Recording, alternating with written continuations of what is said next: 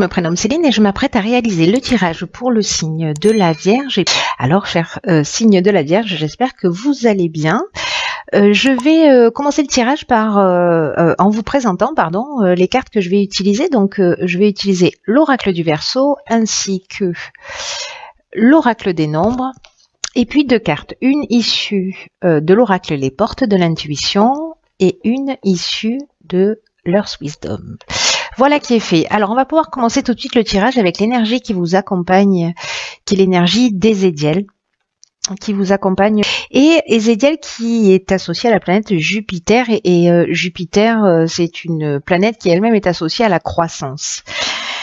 Donc là, il y a vraiment une notion d'expansion, il y a vraiment une notion de réussite, il y a vraiment une notion de chance. En tout cas, on vous demande et vous êtes accompagné dans cette énergie-là, d'être dans de la confiance, dans de la joie, dans de l'optimisme. En tout cas, c'est vraiment un archange qui favorise l'accomplissement de soi et donc et qui vous demande d'être intègre. Voilà. Donc c'est l'énergie qui vous accompagne. On va voir ce que nous dit votre tirage. Alors, qu'est-ce que je fais? N'importe quoi. Ça commence fort. Donc, on a la carte des possibilités. Ensuite, nous avons la carte de l'aventurier, de l'hésitation et de l'automne. Alors, l'automne, c'est une carte, on est en plein dedans, hein. Ok. Alors, je vais commencer avec cette carte des possibilités. C'est intéressant. Je vais essayer de ne pas poser mes mains sur la table parce que ça bouge. Cette carte, elle nous dit que si vous avez envie, voilà, moi j'ai l'impression que pour certains d'entre vous, il y a des envies de réaliser quelque chose, des envies de faire, de mener peut-être un projet à terme, une relation à terme. En tout cas, on vous dit que c'est entouré de bonnes ondes et que si vous cherchez un emploi, par exemple, vous allez avoir de nombreuses opportunités qui vont s'offrir à vous et en tout cas qui vont vous permettre d'avancer avec succès.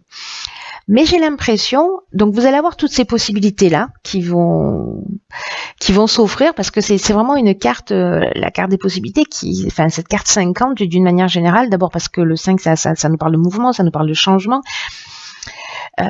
C'est une carte qui est vraiment très très positive. Donc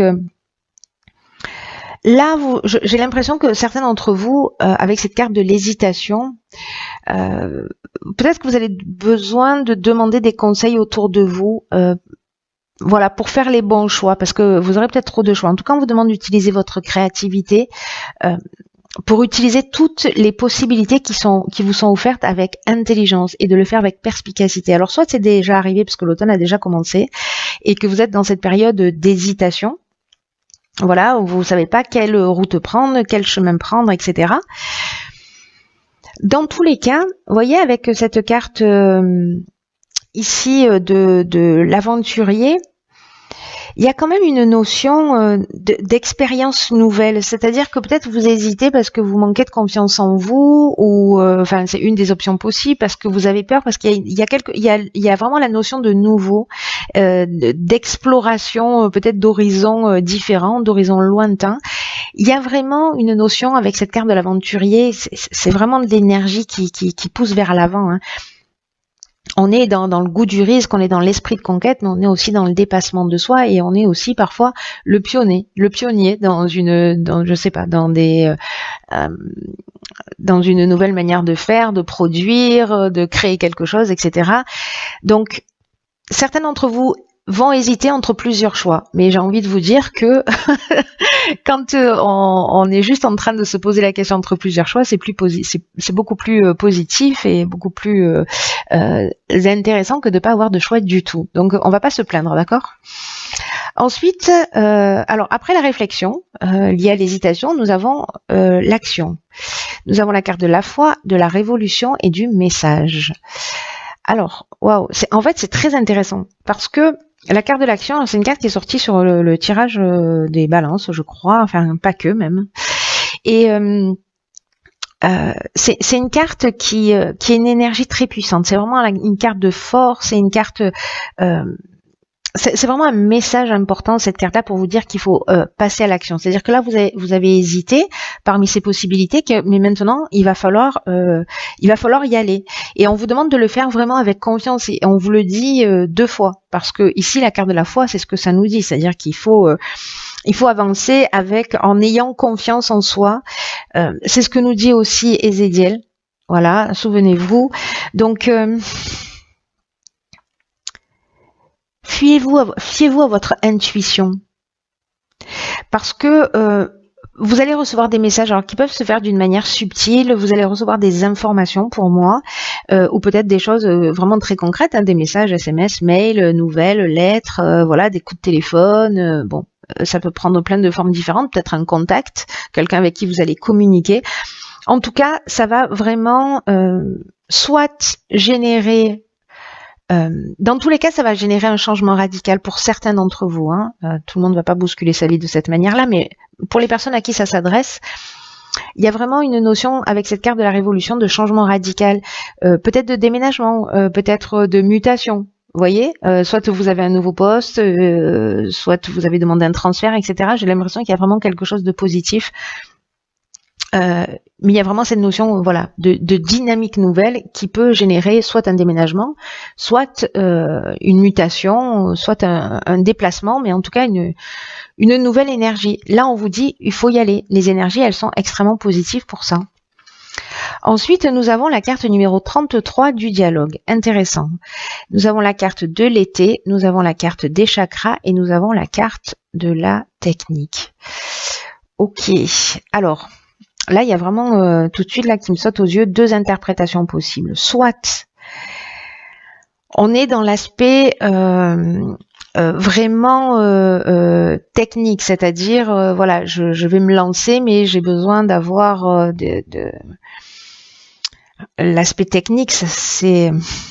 Ça nous parle, vous voyez, ou de nouvelles technologies ou de progrès, ou enfin il y a vraiment quelque chose d'innovant. C'est un peu ce qui me faisait penser, ce à quoi me faisait penser cette carte de l'aventurier précisément.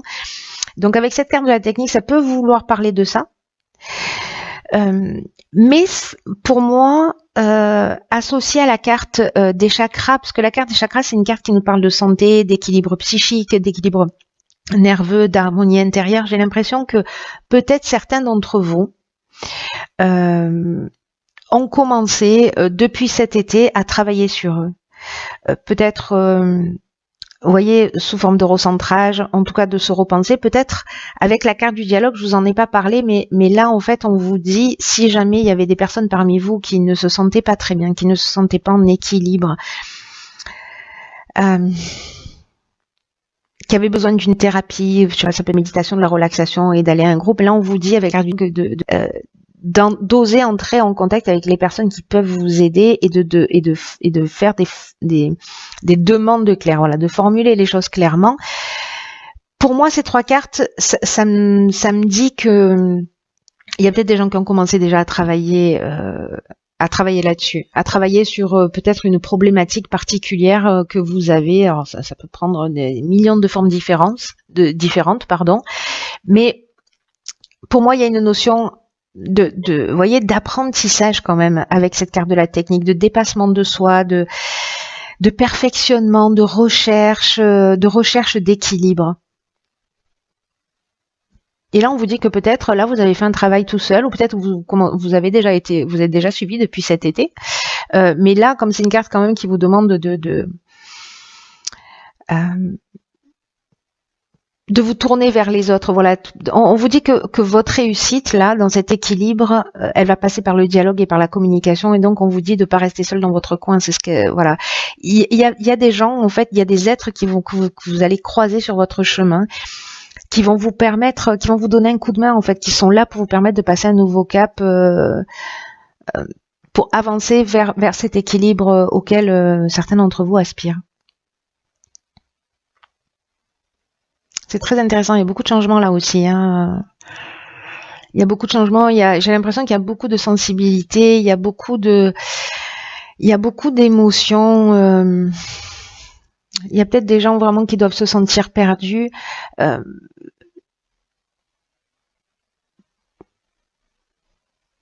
peut-être qu'il y a eu des fins de situation et que du coup il y a une espèce de champ des possibles là qui s'ouvre à vous. Vous savez pas dans quelle direction avancer. Elles vont arriver, hein, en fait. Hein. Elles vont arriver ces options là. Peut-être que vous les avez déjà.